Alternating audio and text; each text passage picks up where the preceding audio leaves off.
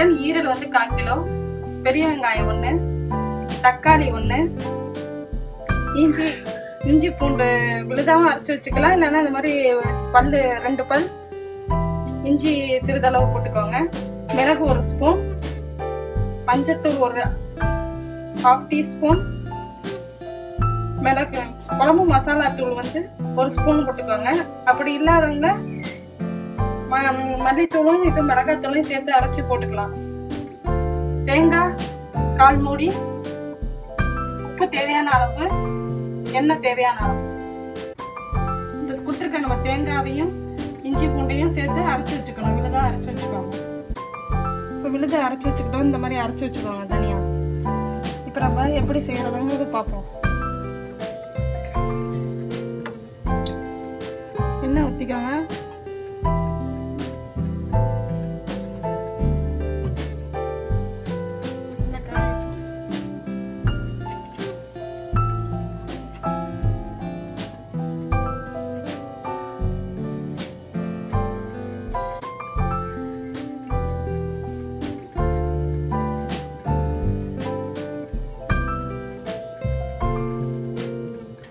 காஞ்சிருச்சு.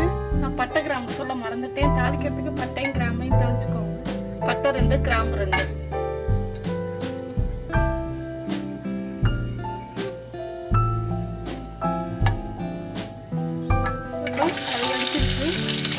வெங்காயம் போட்டு தாளிச்சுக்கோங்க.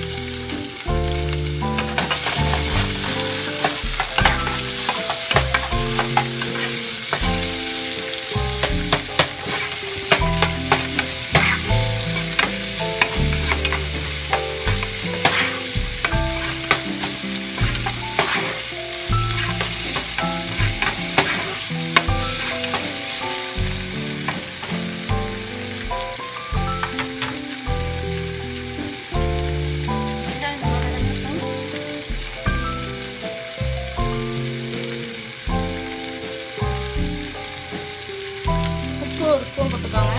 ஏன்னா வெங்காயம் அப்போ தான் நல்லா சீக்கிரமாக வதங்கும்.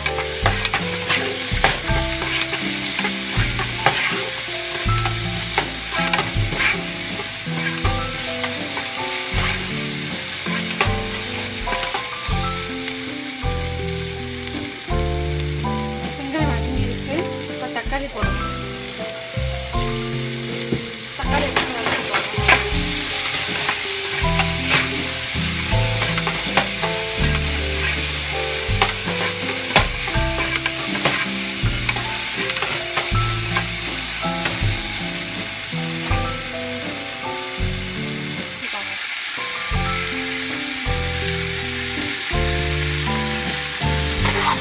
பெப்பர் வந்து கடைசியாக தான் போடணும்.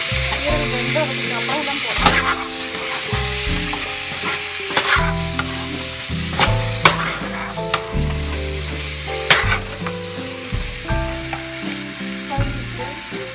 இப்போ அரைச்சி வச்சுக்கிட்ட விழுதை அதில் போட்டுக்கோங்க.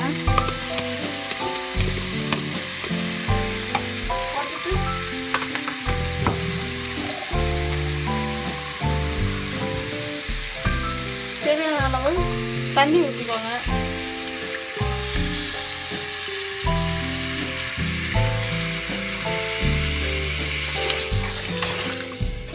தண்ணி ரொம்ப ஊற்றாம கரெக்டாக தேவையான அளவாக கெட்டி பதமாக போட்டு வேகிறோம். நல்லா ஈரல் வேகிற அளவுக்கு ஊற்றிக்கோங்க.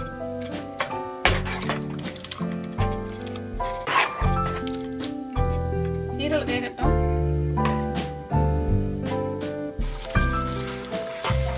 ஈரல் சுண்டி நல்லா வந்துடுச்சு. 20 நிமிஷமாவது ஆகும் வேகிறதுக்கு, இந்த சுண்டி வரத்துக்கு. இப்போ கடைசியாக இதை போட்டு பெப்பரை போட்டு கிண்டணும். கிண்டி இறக்கிடணும்.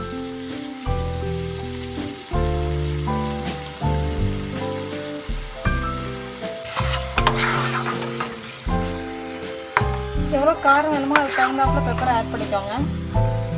இப்போ ரெடி ஆயிடுச்சு. தேங்க்ஸ் ஃபார் வாட்சிங். வணக்கம் சேனல் டாட் காம்.